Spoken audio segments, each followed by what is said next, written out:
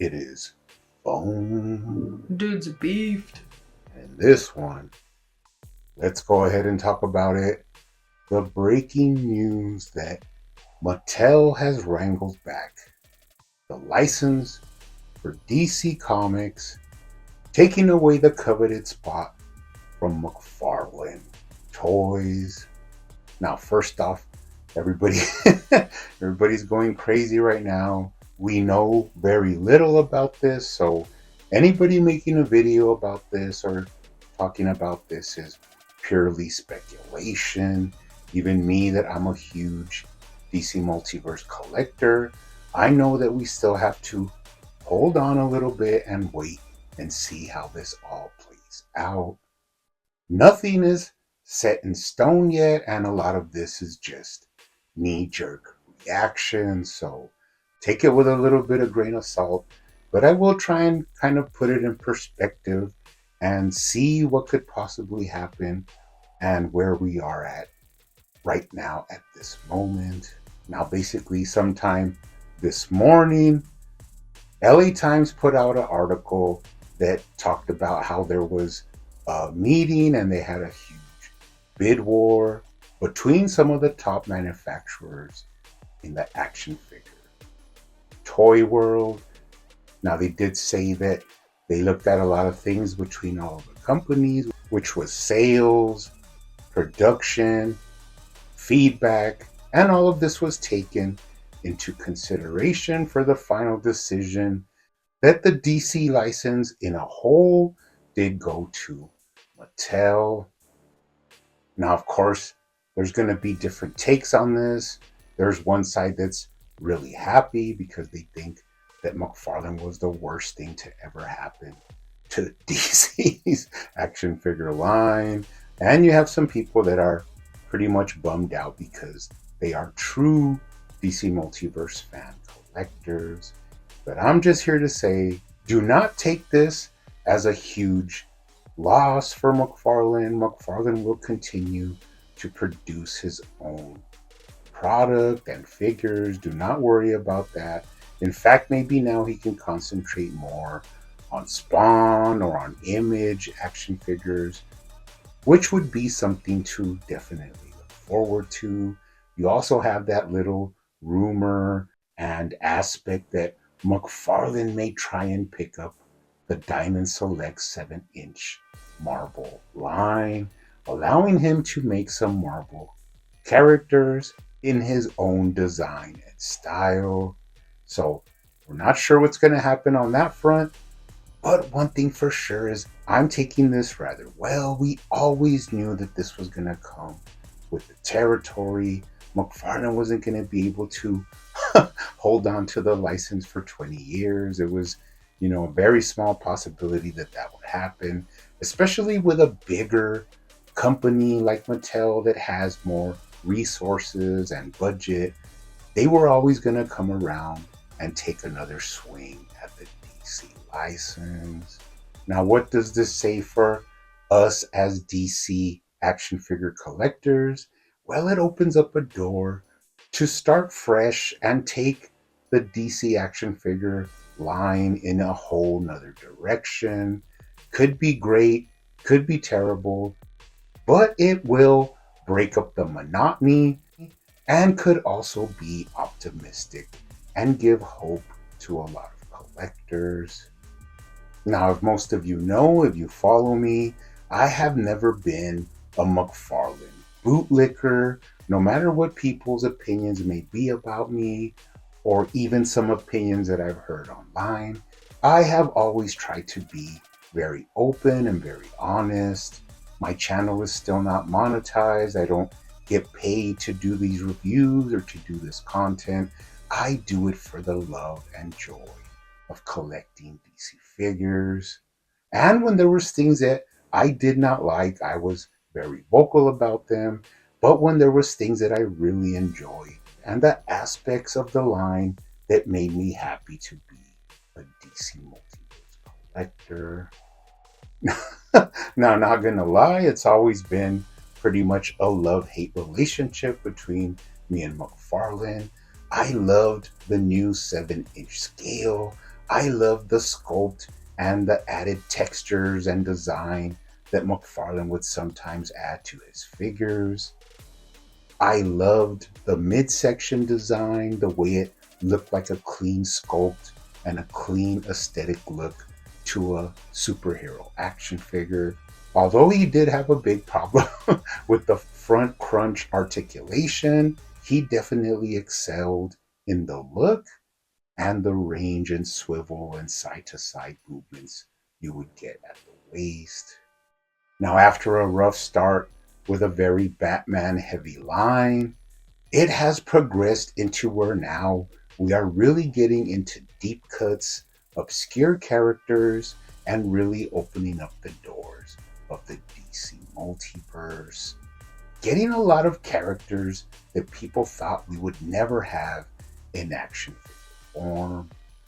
Now, aside from that, the added value of the vehicles that we've gotten a full range of vehicles, horses, motorcycles, bat wings, complete range of vehicles from McFarlane's DC Multiverse line, as well as the updated and always progressing design and execution, the faceplate technology, the wired cloth capes are things that McFarlane added on to the line to, in my opinion, take it from a subpar line into a very desirable and fun line to collect.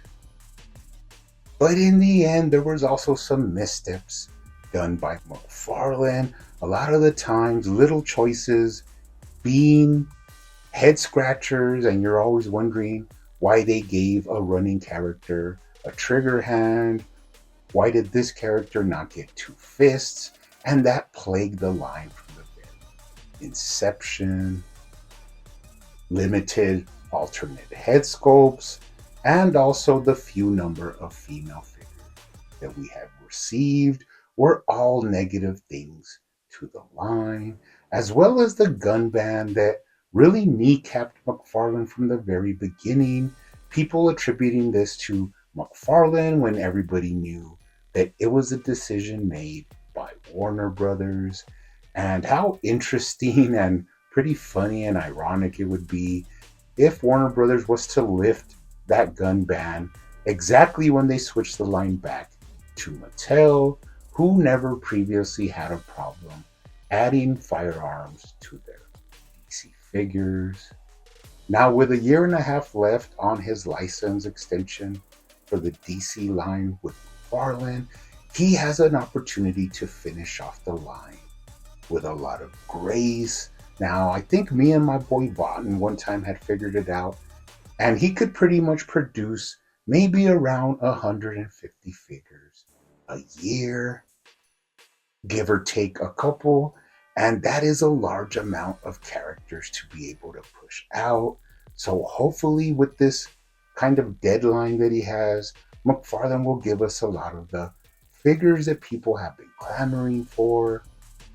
More fourth world characters like Mr. Miracle and Big Barda, some other colored lanterns, specifically the red lanterns, and of course the females that are still missing, like Black Canary, Zatanna, and Hawkgirl.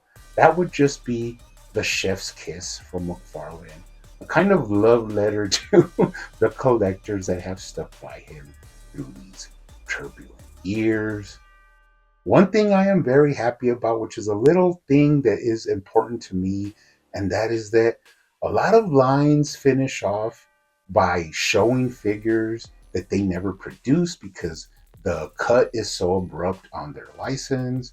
But I think since McFarlane pretty much will have the next year and a half planned out to the T, he'll be able to finish off the line with a little bit of respect and hold his head high as being one of the best DC lines to ever be produced.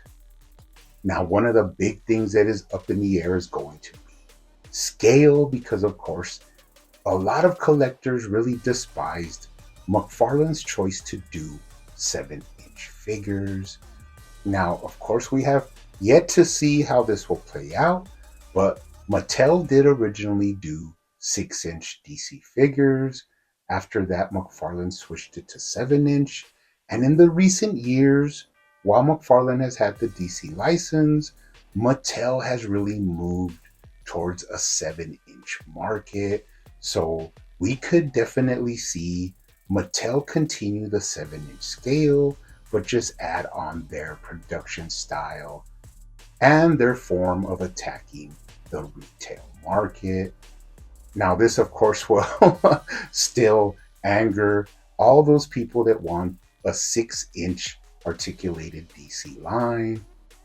But if Mattel was to stick to their guns and keep it in a 7-inch line, they would really be fulfilling McFarlane's destiny.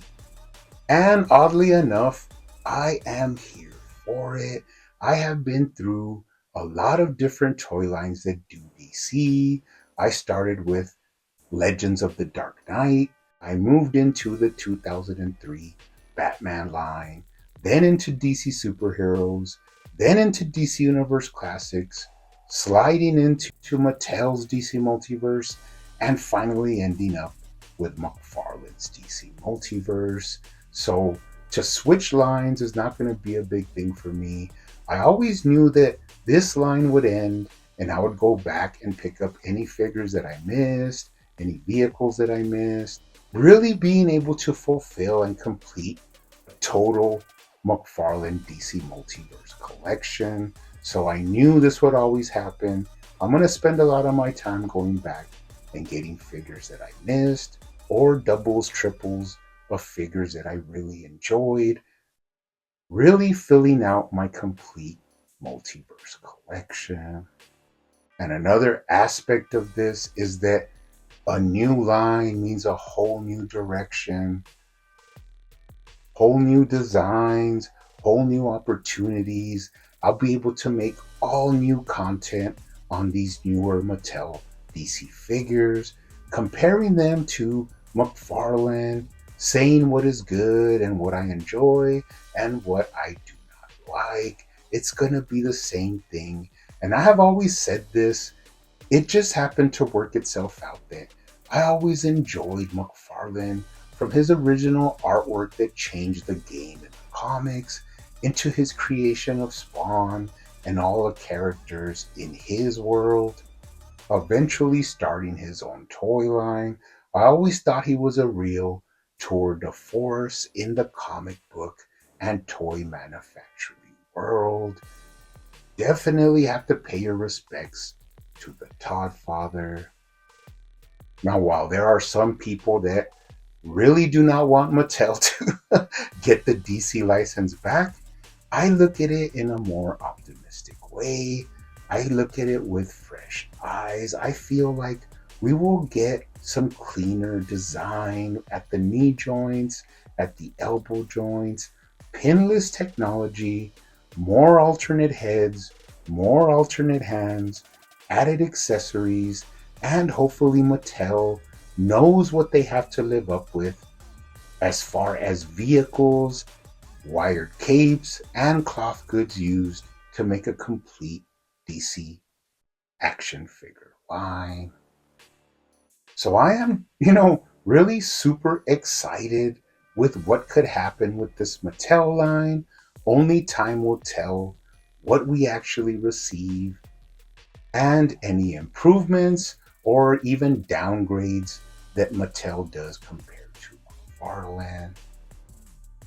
Now, in the end, hopefully, I will be able to continue displaying and working on my treasured McFarlane DC Multiverse line. Pretty much getting up there to around 1,000 figures, which would be awesome. And at the same time, looking forward to a new chapter in a DC action figure line from Mattel. Hopefully it is everything we can hope and expect for. But as always, my DC action figure collecting will continue. It doesn't matter which company has the DC license. I will always try and enjoy and collect what I love. But anyways, let me know what you guys think down below. As always, keep hunting out there, keep collecting, keep customizing, and I will see you on the next one.